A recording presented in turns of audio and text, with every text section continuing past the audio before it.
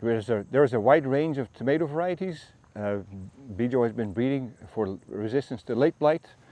We built in late blight resistance. We're looking for a resistance to early blight and also for resistance to septoria. That's an ongoing project. We have a big tomato breeding trial here on the farm, but we have a few commercial varieties that might be interesting to give you a quick overview.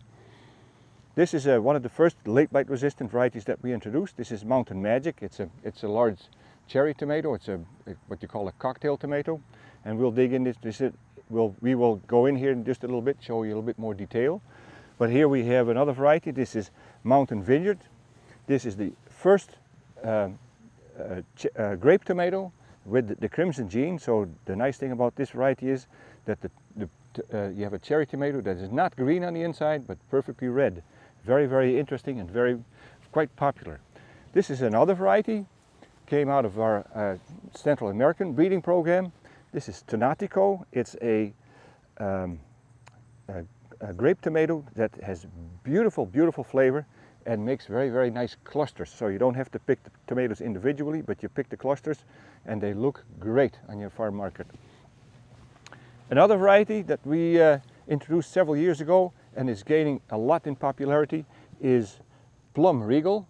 Plum Regal is a late blight resistant plum tomato, a bit late maturing. That's not a problem because there's other varieties in the marketplace that are early for your early harvest, but this is a tomato that has very, very good resistance to cold. After all the tomatoes in your field are dead, you're still picking Plum Regal. You can pick this all the way up until Christmas, as long as you don't get a hard killing frost up until that point.